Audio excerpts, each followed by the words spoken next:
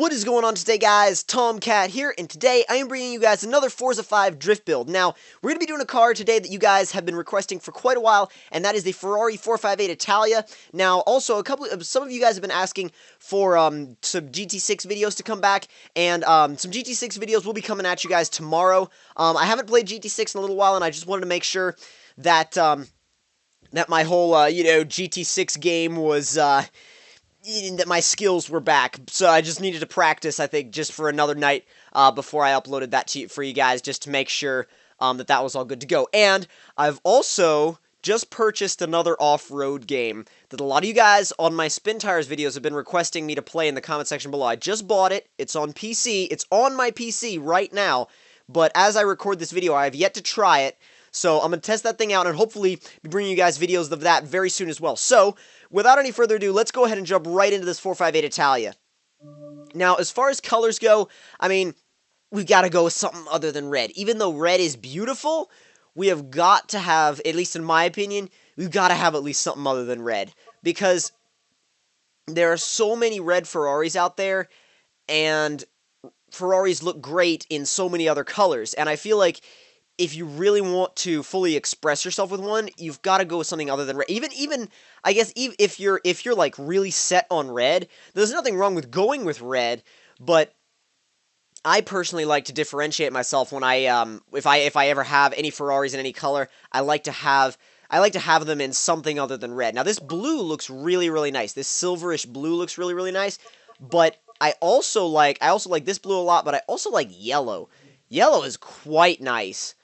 I'm thinking about either this yellow or this almost ice color or white.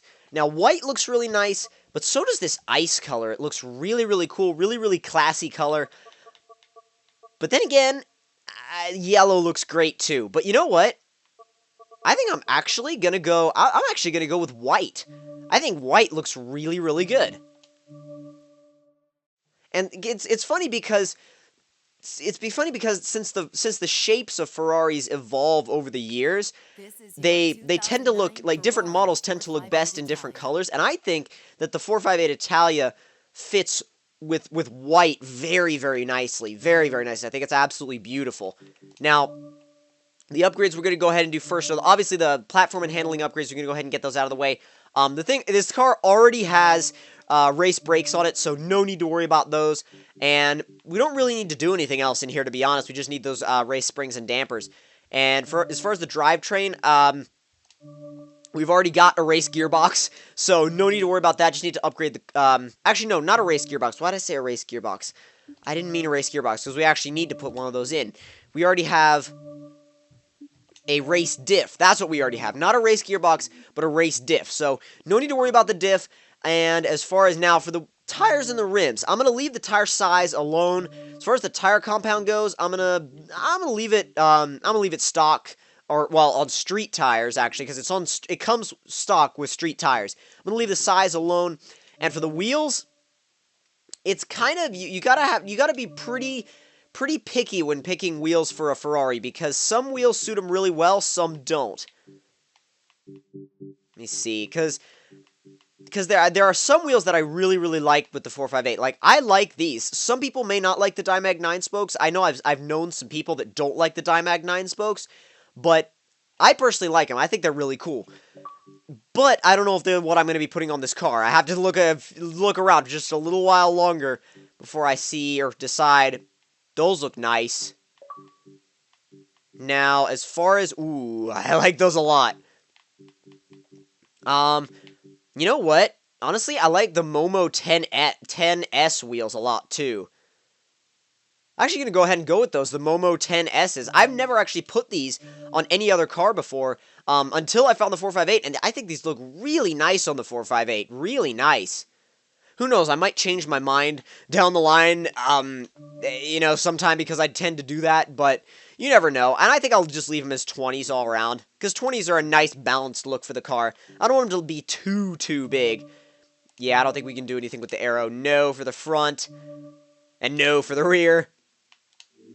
And nothing really in the conversions that we're going to want to do. I don't want to do an engine swap. I love the stock engine, but we're going to stick twin turbos on this beast. So it's going to be a little bit crazy. We're going to have a turbo 458 also tuned for drifting. So it's going to be pretty fun. It's going to be slidey. It's going to be, the rear tires are going to be, spinny, slippy, whatever, whatever you want to, call them. And I'm sure it's going to be quite tail happy. Oh yeah, already over 700 horsepower. Race valves, we might as well max out the power. Why not? Race turbos, 845 horsepower. Dang, 899. Basically 900 horsepower. We haven't done everything yet. I didn't even think they would, that Forza would allow the 458 to go this high because they don't normally let the Ferraris go this high in horsepower in Forza. 903 horsepower. Still have a couple more upgrades left, like a fuel system. 909. We have anything left? Ignition, so that puts us 914. Anything else? Anything else? We've done the race exhaust. We've cammed it. We've done, yeah, okay, we've done everything else. So, a huge amount of power. Over 900 horsepower in this 458. Now, I do want to go and paint the wheels just before I do the tune, because I want the tune to be like the last thing I do before taking it out onto the track, so I can do some live tuning if necessary. And I really like doing live tuning because I think it allows me more, obviously more control over the tune setup itself as opposed to doing just a blind tune. But I think it's kind of fun to do, actually, too, to tune it on the fly like that. And let's go ahead, and I'm not sure exactly how these wheels are going to look in. Whoa, they actually look really cool in white, because the inner barrel is white, too. That's completely white, though. Just everything completely white. I'm actually really liking that. Although I do want to check everything else, though. Well, not everything, but a couple of the other combinations. Whoa, the brushed, that looks nice. The brushed brass, that looks really, really legit. I like that a lot. Yeah, I'm going with that color combo. That suits me perfectly. That suits me absolutely perfectly. I don't need to do anything else to the paint job on that car. It is clean, it is classy, it is perfect. Nothing else needs to be done on that paint job. And why did I just repeat myself? I've been working on that. Been trying not to repeat myself. I face palmed after I said that. I mean, you guys couldn't see it because there's no face cam, which might end up happening in the future. Might. I'm still thinking about that, still working that out, maybe. But I need to stop repeating myself so much. It's okay if I do it every once in a while, or at least a little bit, but let's go ahead and actually stick a base setup on this thing. And since it's mid-engined, we're going to go ahead and just do the tire pressure and just do, let's see, bring that back just a little bit, bring that in just a little bit, and then bring this up a little bit. I'm not going to be as crazy as I normally would with the base, like the blind base setup. I'm going to leave everything else the way it is, except for the diff. I'm going to put the diff up to 100% all the way as I usually do for my drift cars, but we're going to go ahead and apply this setup and then go out on the test track.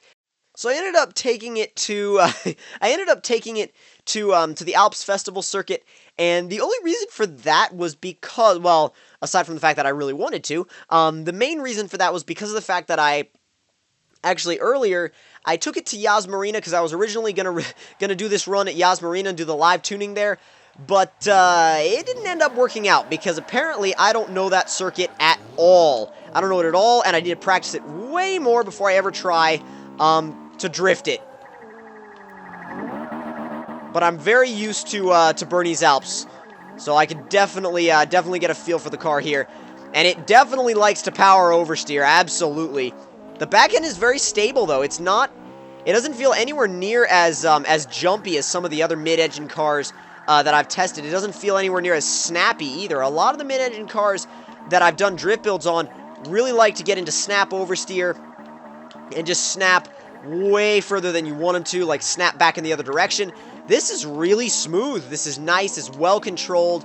Really nothing at all to complain about. I think I'm actually not sure if I'm going to adjust anything with my setup because I really like it the way it is. Now, that's just for now because I may... Whoa! The steering locked up. I don't know if that was my controller or the car, or the game or what, but The steering would not give me the angle I wanted.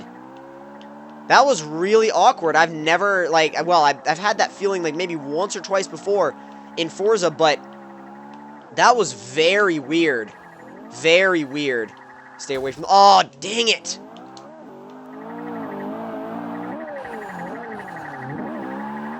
But the gear ratios are nice, though. The gear ratios are nice. They work well with this amount of power for spinning up the wheels and getting it sideways. And it's very smooth. The power delivery, even with the turbos, there isn't too much of a dead spot, which is actually a really convenient thing. Because when you have a dead spot in the power band, when you have like a dead spot that you have to watch out for, I mean, you can learn how to drive with it, but it could be a real pain if you end up having to save yourself from some type of undesirable drift situation. Because I've had cars like that before in Forza, where there's a dead spot in the power band, like after the torque was done, and like after the torque band was done, but the turbos hadn't come on yet, and there's this like dead spot in the power band, and nobody wants that because it's like this area, it's like this dead zone that you're always having to watch out for, and you're always antsy about whether your car is going to get into that or not. I mean, yeah, you can learn a style and you can get into a rhythm with a car, but for one, I don't like to have to manage a huge power dead zone. And I mean, every car is going to have a little bit of, little tiny breaks in power, but this is so smooth that there isn't really any noticeable break at all.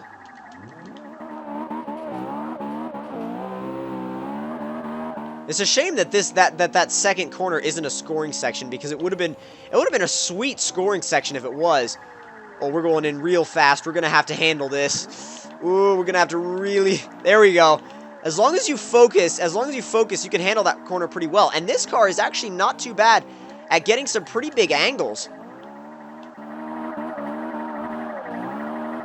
It has just as much controllability as a lot of my front-engine cars do, to be honest, which is not a very common thing that I say about mid-engine drift cars. Honestly, because mid-engine drift cars have never been my biggest thing. They've never been what I like to run all the time because of the problems with them snapping.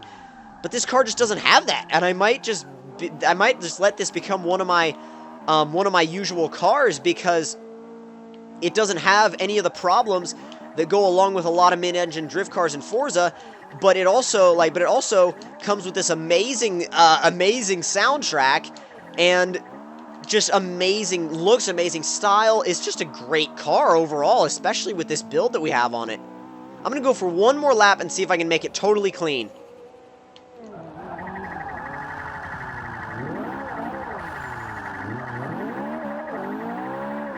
Come on, yes. There are a couple of points in that corner where I felt like I'd gone a little too far. Not a bad score though. Throw it in. Come on, keep it, keep it, keep it. Yes! Man, with the combination of the power with those turbos, the power of the V8 itself, and then with those turbos strapped onto it, when the boost comes on, it's not like the engine is kind of fading away and the turbos are coming in. It's like they're completely working together. They're this huge force whoa, the steering locked again.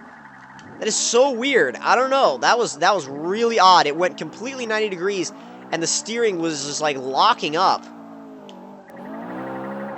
But yeah, I love the rhythm that you can get into with this car. Jeez. Oh my god. I lost my points, but I don't care. I don't care because I recovered from that. I mean, that was just about past 90 degrees, and I was able to recover from that. That was insane. I mean, I was holding down the e-brake the whole time. Holding down the e-brake, counter steering the whole time. Just kind of praying. I was just like, please, please, please, please don't spin. Don't spin. Don't spin on me, please. But I will absolutely be taking this car online. This definitely deserves its own online drifting episode. It's definitely up there. I think this could score well in a lobby. I think that this would be an easy top three car every lobby. Definitely. I'm willing to bet on that. But I definitely, as far as impressions on this car goes, I definitely enjoyed it. I am absolutely blown away by it. It was very, very impressive, and I highly suggest giving this setup a shot, getting your hands on a 458, or if you have one already, go ahead and copy my setup, throw this setup on it, and you will have a blast. It is an extremely fun car to use to drift, and if you guys enjoyed this build, don't forget to leave me a like, tell me in the comment section down below what you guys thought of it, and if you're new to my channel, don't forget to subscribe for more, and I will see you guys in the next one. Talk to you guys later.